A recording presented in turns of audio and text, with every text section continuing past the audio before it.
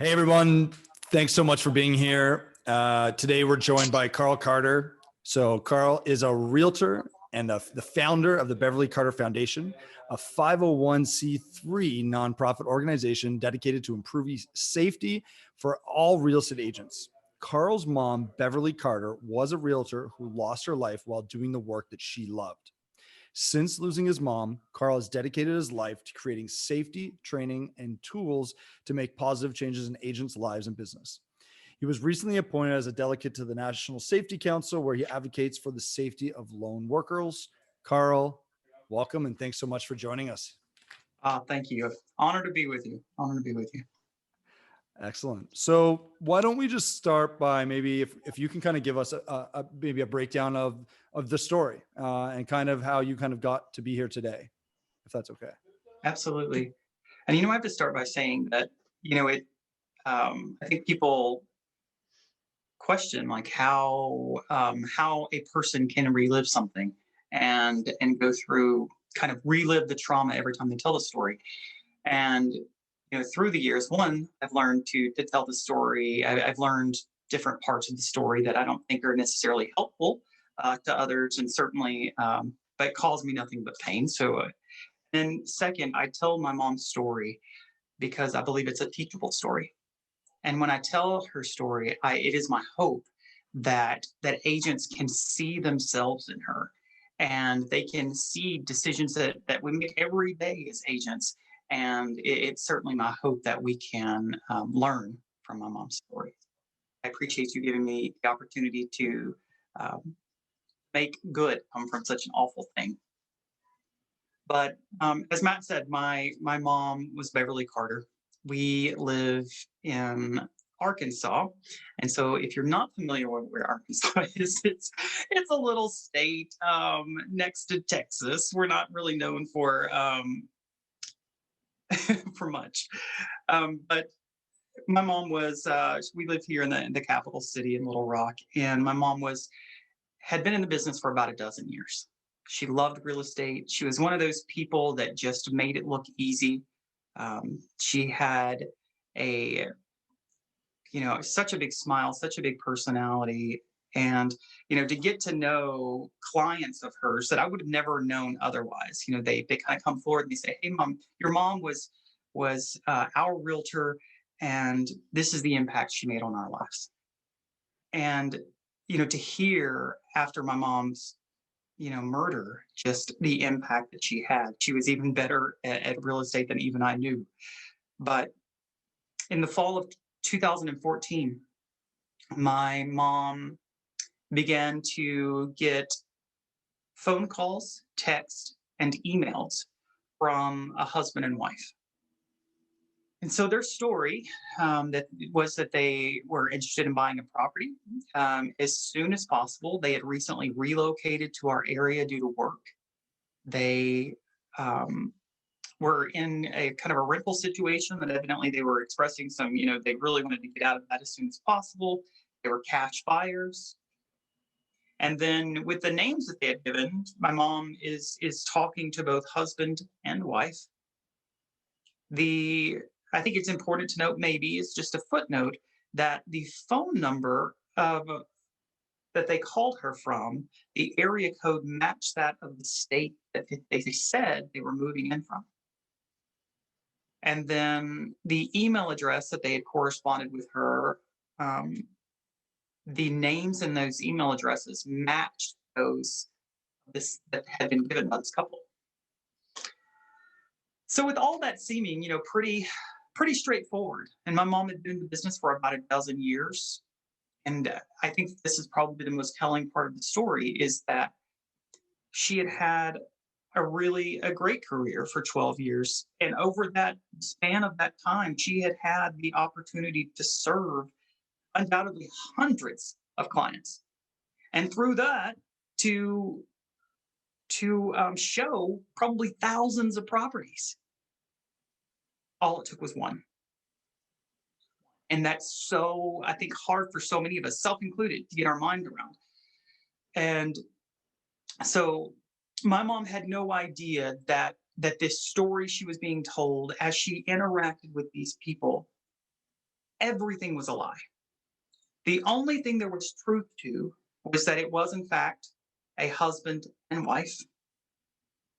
But they weren't relocating from out of state. They had always just been right across town. My mom did not know them. We don't know necessarily how my mom got in their sights for them to select her, to choose her to be the victim of their crime. We can assume, right, because of what we do in real estate, we like our, to get our brand out as much as we possibly can through marketing, potentially. But we know that once they got my mom in their sights, like whatever that first, let's let's start seeing if this lady is as rich as we think she is. Then they began to do internet searches. So evidence was found in the search history of their laptop that they had done Google searches. They had, gone through my mom's Facebook profile, which was 100% public, like many agents are. I'll admit, this happened to my mom, and mine still, for the most part, is wide open. And it's because we want to be accessible to the communities that we have the opportunity to serve. And then lastly, and honestly, I just surprised that they knew to do this, but they went online to our local property records database, and they searched my mom's name to find out not only where she lived, but the property value of the home that my mom lived in. And so a couple of things about all of that. One, you hear people talk about safety and doing your due diligence to know who you're working with. And one of those tips that's always thrown out is, well, search them out. Just go on the internet and see what you can find out. Maybe they're not a criminal, but maybe you can kind of learn a little bit about things that trigger them or what their likes or dislikes. And it's eerie to know that someone might be doing that to us. And even more so, what's so concerning, and I think one of the reasons why my mom's story resonates with so many people is because she was targeted for reasons that apply to any of us with that R behind our name. And to kind of explain what I mean there is that just based on her perfection alone, she was perceived to be wealthy.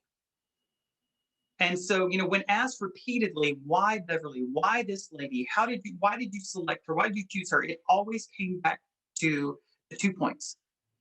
She was a rich broker and she worked alone. And another point that I want to make here for anyone that may be listening to this, and maybe you're discounting this because maybe you're like me and you don't do a ton of transactions. So you say, I'm not that rich broker, so I'm probably good. This story doesn't apply to me. But to make the point even more, and this isn't really to divulge, my parents' personal financial situation, but really I think it's important. And it is that, my parents were very, commission check to commission check. There was not a ton of wealth there, but based upon what these people thought, their perceptions, based on solely on publicly available information on the internet, they made the leap, and these were their words. They perceived her to be so rich that they would get enough ransom money to never have to work again. And that's terrifying, just that based on this perception. So I just hope that everyone will just think about that. And, it doesn't have to be the reality.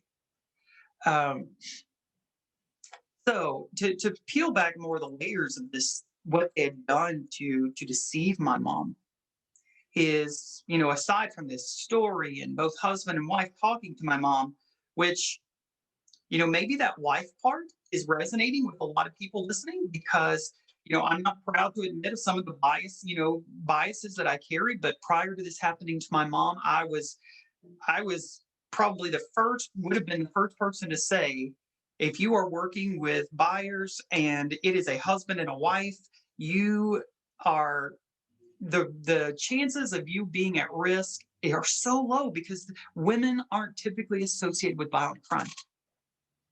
But yet here we are with my mom's story. The wife was just as horrendous as the husband. And my mom's story challenges all of us, I think, to look internally at these preconceived notions that we're carrying around. We don't even realize we're doing it. So, but more than that, these people and had they downloaded an app on their phone, and it gave them the ability to have what I call a spoof number. So as they interacted with my mom, their true phone number wasn't coming across on her phone. It was protecting their identity. And I know, nowadays we're all kind of plagued with that type of technology, but it wasn't as rampant as, you just can't trust a phone number alone. Um, and who's to say that by them using that spoof number with an area code to say, that I kind of furthered where they were from, maybe that was a part of the deception. And then, of course, we can all be reminded that any of us with about 30 seconds of time can go to any free email provider and we can create an email account with any name we choose. And, I think that's something we can lose sight of. Just because they say their name is John Smith and they sent you an email from John Smith at Yahoo, that's not an identifier, right? So it's somewhat laughable now because whenever I tell this story, as mom was seeking to learn more about what they were looking for, she had these paper files that she kept on all of her clients, and she had a questionnaire that she was very standard and actually good safety protocol and good consistency among her clients, that she would hear the demographic information and here are who they are, and then of course goes down into what type of property they were interested in purchasing. And so my mom had, done like we all do. She had gone to the MLS and put in these email addresses, not realizing it was all this ruse. And inventory was, and this is kind of the point that's so different now, is inventory then was kind of classified as being very low. And, undoubtedly, there's a lot greater shortage nowadays than there was in the fall of 2014. But my mom was having trouble finding properties that this couple was even interested in to see. She had no idea what they were doing. Is as she was sending them properties, they were looking at a property to see if it would make the perfect crime scene. The home had to be a setting where they could kidnap her so that they could hold her for ransom and get this ransom money from my dad. But in her eyes, she just wasn't finding a home that met her client's needs. And so she began to do like we're all doing every day in real estate now, is that, we are blowing up the online forums. Hey, other agents, if you know of something coming on the market here, my buyer's needs, please, please, please. And so mom did a lot of that. And it was actually it led for a lot of investigative work that had to be done whenever my mom was missing, because almost every agent at her brokerage had a story about this couple. Oh yeah, Beverly talked to me about that couple, and Beverly, she was hoping that I could, help, with finding a property. So always good to let others know what we're working on, right? So mom did some things really right. And moreover, and I kind of joke about this, is that my dad, whether he wanted to or not, and I think that this is just kind of the burden that you take on whenever you marry a real estate agent, because whether you want to or not, you're going to hear every detail about every transaction, the highs, the lows, everything in between. And so my dad was no exception. He knew everything that I've just told you. And so on this goes on, this wasn't a case of, hey, we're sitting in front of your listing and we want to see this house, and it's boom, boom, boom. This was a plan. And what we see with a lot of crimes against realtors is that they are predatory in nature. These people have shopped for a victim and have found a way to isolate you and to protect their anonymity so that they don't get in trouble and get away with it. And so my mom ultimately was contacted by this couple, and they had found a home that they were ready to see. And coincidentally, this home was within the community that my mom lived in, and perhaps these bad people didn't know or didn't understand just how much a realtor knows about their community, and especially houses that have been on the market a long time. Like we've seen, we've shown those properties a million times. We know the good, the bad, and so this particular house, my mom knew, and it had really a tragic story. It was a foreclosure. It had been sitting vacant for years. There have been issues of squatters. There have been issues of vandalism. The yard, was the lawn was knee high, no utilities, just. Um, but the good is that it was this, 2-story home on a lake, and if someone had the money and the time, they could fix it up. Another thing that I think is important to this story, just to kind of get in the mind of my mom and what might trip us up too, is not only was this her community, and I know like I cringe every time I hear myself say this, but a community that is known for safety, like just small town, everybody knew each other's names. People still in 2014, they weren't locking their doors. Just a few doors down from this home where my mom was kidnapped is where the pastor of her church lived. And so there's just this familiarity, this comfortability associated with this just being your stomping grounds. It had to have been. However, we know from the bad guy. We know about this conversation from his vantage point. So, take that, it's not like he was an upstanding human that can be trusted, but I don't see why he would have made this up. He said when he called my mom to ask to see this house, that she expressed hesitancy.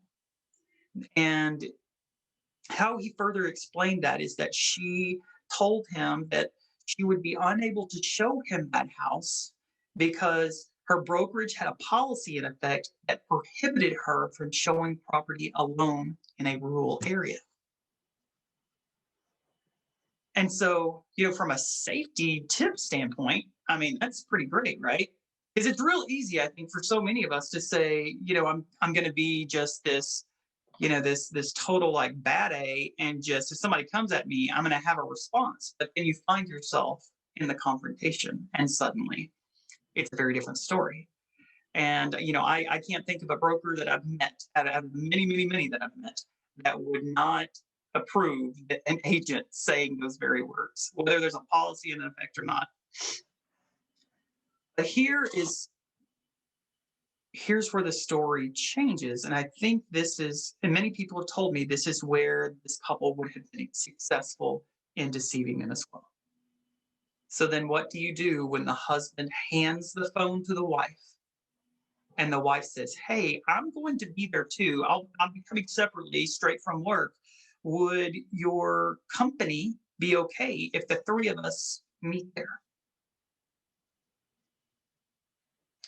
Suddenly we've got a different feel to this, right? But this is something I want to emphasize. While, just speaking for myself, maybe I have that bias and that, this is safe because a woman's involved. But also, I need to emphasize that, yes, all of this communication had taken place over many days. However, there had never been an in-person meeting. This was to be the first time they would see each other face to face.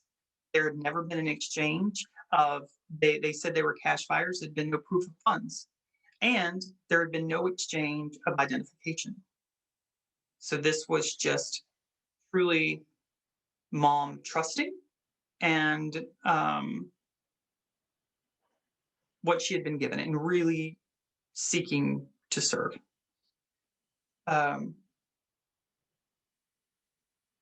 We can speculate, I think. With so many of these bad guys, they do the crime, they do it, especially these types of crimes, because they think it's the best, brightest plan, they can get away with it. And so I truly believe that there would have been a different outcome, that they would have potentially gone on to another agent, had my mom insisted upon. But at this point, all we can do is learn from it. And so the day comes for them to do this showing. Mom agreed, and so it's Thursday, September 25th. And when I tell you, it was a real regular old real estate day. Not that we have standard days, but um, the it was kind of, of course, pre-COVID. And so she had set that appointment with this couple at 6 p.m. She had warned them about the house being in a state of disarray. She had told them that there are no utilities, so they would need to see the property no later than 6 p.m. to make sure they saw it in the daylight. All good safety tips. That day, she had spent the morning working in her brokerage. She had gone to an affiliate luncheon, had a lot of fun. It was themed, this casino theme. She won $50 in a raffle. She was everybody said she was just having the best time, the best day. And after that luncheon, she called my dad to say, hey, this is what the rest of my afternoon looks like. By the way, that couple from out of town, I'm going to show them that house across the lake from us. Because, of course, this house was in my mom's community. And she told dad that she had won the $50 and that she would, show the property, and then she would pick up dinner on the way home and she'd see him later. It was a Thursday, like a million Thursdays that had happened before. Yeah. And so my sweet mom, we know that she arrived to the property early. Good safety, good professionalism there. She had taken a number of done some, real estate related calls from the driveway while she awaited the buyers. She had opened the property up, and which, one could say, and whether my mom did or not, we could be reminded the importance of getting there early, especially these properties have had issues in the past, just to make sure it's clear, safe, But at 6 o'clock, a black car pulls in next to my mom. A young Caucasian male with short dark hair gets out and approaches my mom. And we don't know which happened first, whether it was the wife texting my mom or the husband with a face-to-face request. But they both happened, and they both happened right about the same time. And we know that both of them were letting my mom know that the wife had gotten caught up at work and she would be unable to make the showing. And so their request was that would my mom be so kind as to proceed with the showing?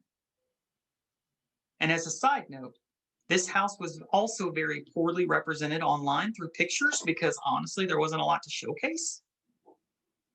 Which goes to show, I could make a whole argument for, teach a whole class on the importance of photography in real estate safety. But in this case, because it was so poorly represented online, it opened the door for this couple to say, the wife can't be here, so would you be so kind to tour? And as you tour this property, will you take pictures and text them to me? And it will be as though I'm on this showing with you and I can ask you questions. How do you say no to that? I mean, you can, you absolutely can, but that's tough, right? Easier said than done. And so, and it's really at this point of the story, every time I tell it, that I get that burning in my stomach.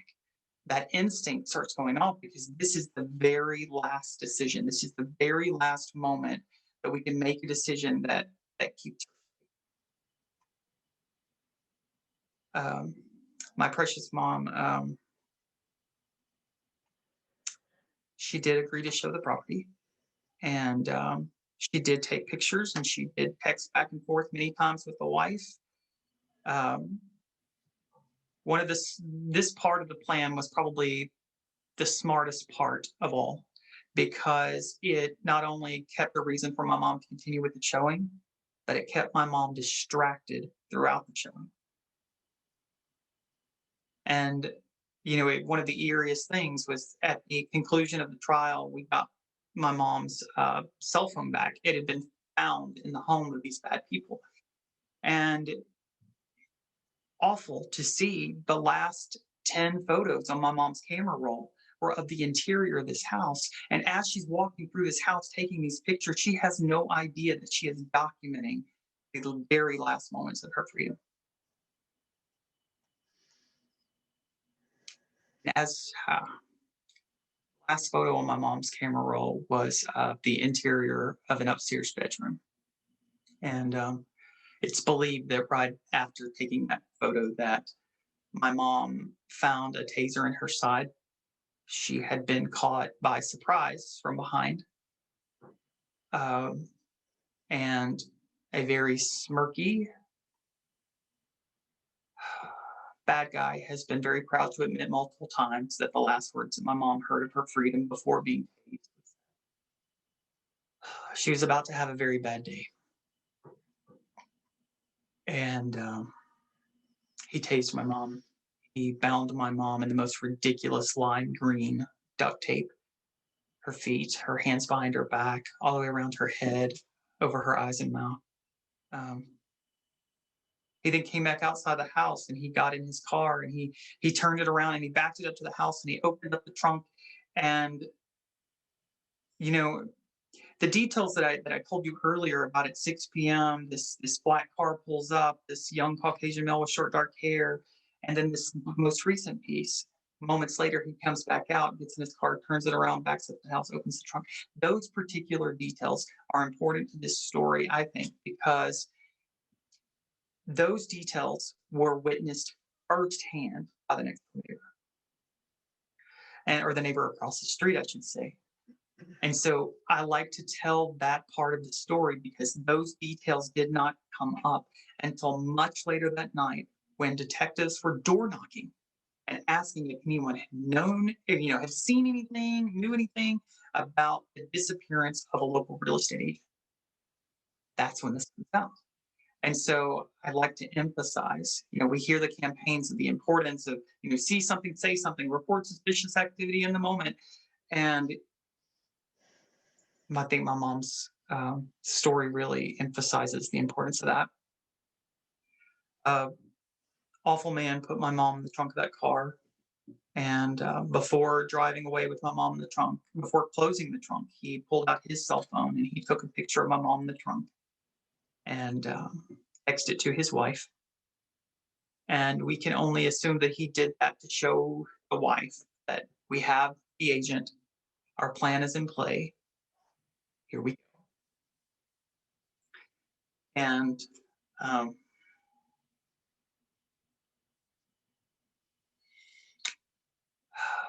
their plan was it wasn't going to be like in the movies where ransom, you get a briefcase full of cash at the town square.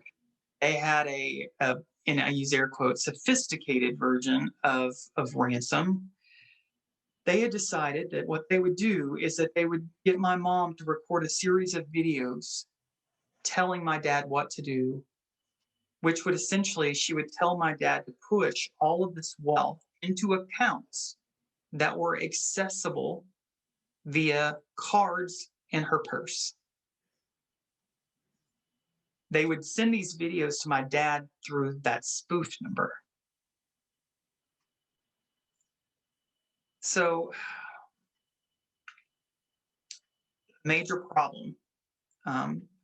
In his haste to kidnap to tase her, put her in the trunk, and drive away that day, he never thought about the fact that my experience through the years talking to agents about safety is that most women have a consistent protocol that they follow for related to showings in their purses.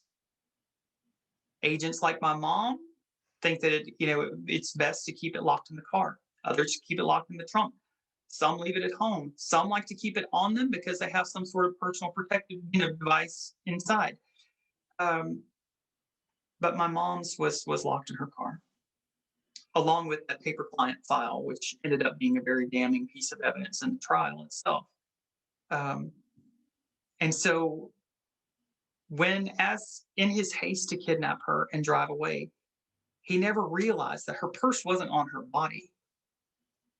So as he drove away, the plan was going up in smoke. The plan was ruined from the time he drove out of that driveway. It would have never worked.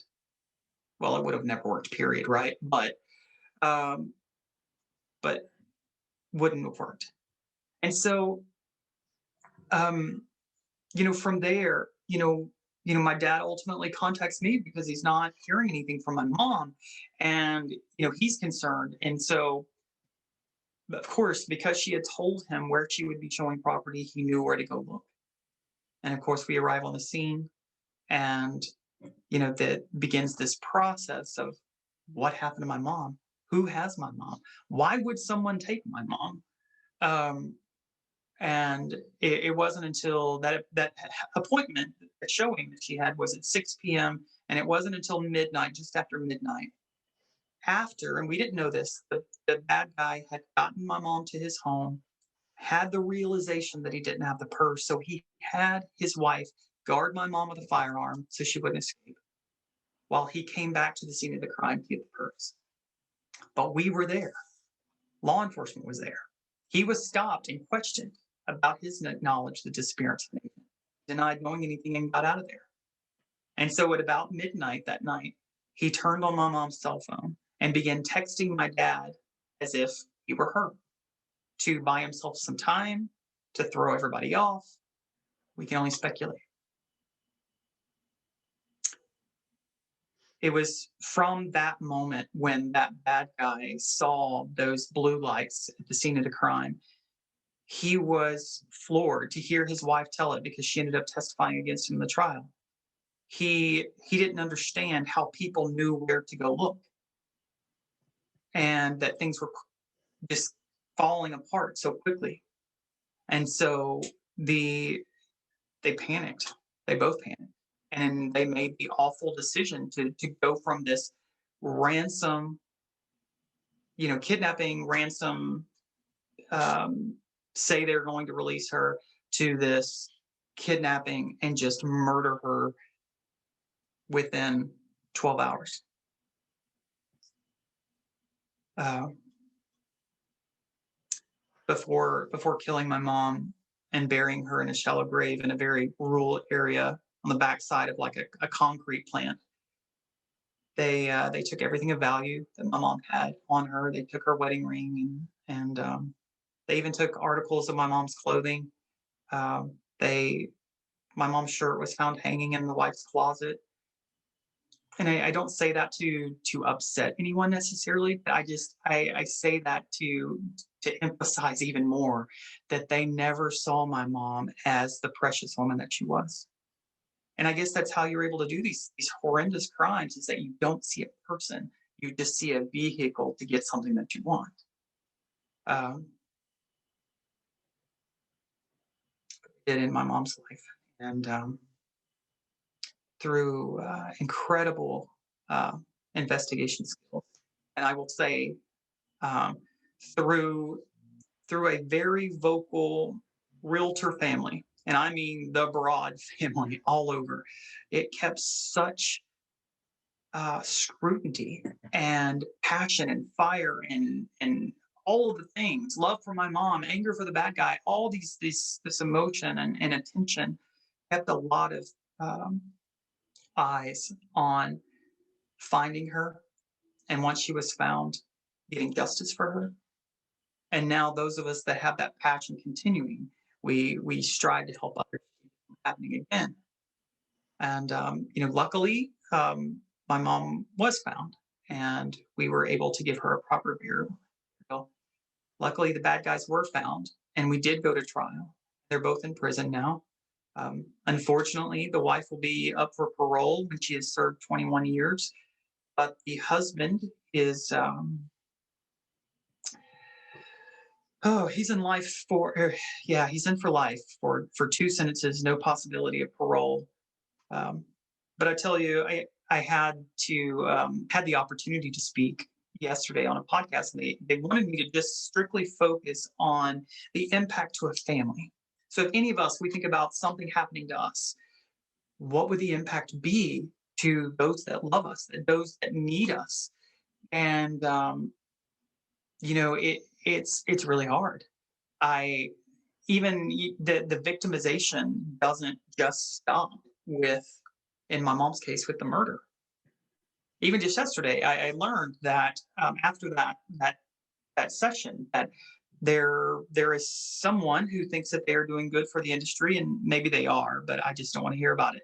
But they are seeking out all the perpetrators against real estate agents, and they are interviewing them from within the prison. And they wanted to know if there was anything that I want to know from the guy that killed my mom. And there's not. There's not. If there's anything that can be gleaned from why would you select a real estate agent? I think we know those things. I think it was the perception of wealth, and I think that it's very harmful to pursue things in another way. But not to go on that tangent, but since losing my mom, it has been really unspeakable, grief, and what we do to try to keep people safe through the nonprofit that we formed in her name is an outlet for that grief. And it's a way for us to channel it into action and to show love for an industry that has given us nothing but support since losing mom. So. I've heard this story before, but I've never heard it directly from you. Well, on a way like this, and yeah, I don't have words. I don't know how you or anyone is strong enough to go through what you've gone through, and then to be able to educate us all on it and relive it. So from everyone that's going to be watching this video, thank you so much. Just before we even continue, I can't even put the words together. So thank you.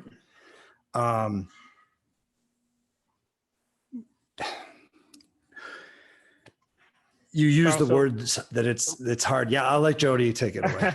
Hey, everyone, it just needs a minute here. And Carl, you've been speaking directly with us uninterrupted, and I know how hard sometimes that can be when you need to take a breath for a minute. And for me, listening to your story, I've heard you speak as well.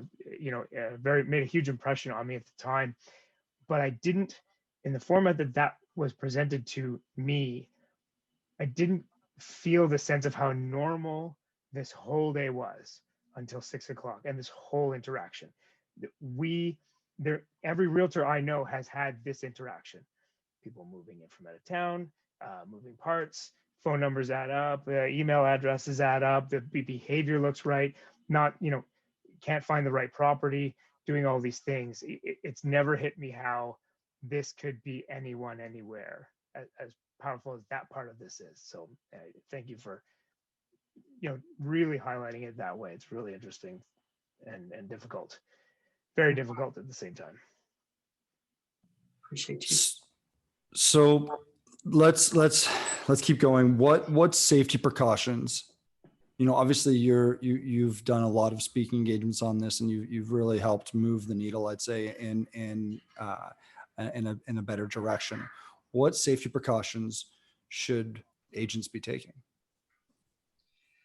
Well, we all find ourselves in a really tough spot right now because everything is moving so fast with the market right now. But, when I first think about safety tips, and the ones that I always just rattle off right at the beginning are the ones that would have saved my mom's life. And that it really comes down to knowing who we're working with and using anything and everything we can to not only verify their identity, but to do our best to try to identify their intentions. Because there's an alarming number of studies, especially with sexual assault, that these creeps are even bold enough to hand over ID for who they really are. So then we have to get into this other mode of research and active listening. Hey, whoa, are you interested in a house? Are you interested in me? These, and then, as uncomfortable as it can be, and I know for many new agents, and I'm right there with you, having the conversation about proof of funds can be awkward. And, it's always a little, I hear all these real estate coaches, and they tout the importance of scripting and practicing and, expertly handling objections. And I think we can do the same thing with safety, you know, because what we might start out, you know, when we're handling those objections about, I don't want to give you my ID, I don't want to give you, I don't need to show you my net worth. Um, you know, we may start down that path and we may say things, this is for my safety. And it ends up making people sound, making someone, you know, that's about to buy a $500,000 house feel like an ex-murderer. And we don't want our clients to feel that way either. So, I really like to see that. I continue to practice that. I continue to work on my scripting so that I don't put people on the defense. And you know, I do think that, you know, my mom had so many things right with her itinerary and sharing her itinerary, but I so wish that there could have been, you know, if for those folks that can, you know, if you can't have someone with you, then have some way, some discreet way to let someone know that, whether it's a button, whether it's an app, whatever it may be, something that can quickly trigger that you're in trouble. And moreover on that, I think it would be irresponsible of me not to mention, you know, that, you know, when you get scared, we all freeze, and so your motor skills go slow. So you know that hitting a button or you're getting to your phone and getting an app, we need to acknowledge that that's not a catch-all. And second, you know, I don't want anyone to have this false sense of security with just having an app. And then lastly, the point that I'll make is the first thing that bad guy did was take my mom's phone and turn it off. Be mindful, if you got the GPS tracking and you got these different things on, that's all good and fine. But question the technology that you use. What if it were smashed or turned off? I would always caution that. That's true, because we are often told to download this app. It's going to make it safer. Download this app. It's going to let your partner know. It's going to send an alert out. But yeah, you know, and I don't know about you, but you know, if I were to open up my phone, so I've got an iPhone, and you know, it's just like, you know, page after page after page of all these apps that I don't even know what's there anymore, you know? And so getting in the habit of using something else, and it's another step, and things are so busy. For me personally, I need technology that's going to integrate with the things that I already use. I don't need to have to think about it. I don't want to, every time before I walk into a showing, have to hit a button, you know, to start a timer. That just doesn't work for me. And when it becomes routine, you know, and you miss it that one day, or this one just felt so simple, it didn't make a difference. You know, I was thinking about our current lens as well, and the difficulties around safety. You know, with COVID protocols, we don't meet at the office anymore. Our consumers show up with masks on, you know, and these other, you know, challenges that in the last year, probably going to go on for another 6 months, at least in our area. Lockdowns are continuing, other things are continuing. You know, have you heard any of these difficulties before? I'm sure you have, but you know, how do we work within this new reality as well to enhance safety? Yeah, so, you know, excellent point. And gosh, we've all been navigating the toughest year, but I'm really a big proponent of having your initial buyer consultation in a public place. And we have seen, you know, at least within my brokerage, you know, we were encouraged to really only go in as absolutely needed. Then, you know, we used to, you know, your brokerage, the location isn't always convenient to where you're going to show property or where your clients live. And so then you know, you get into, well, meet me at the local, you know, coffee shop. And I know in my area anyway, those have been to go only.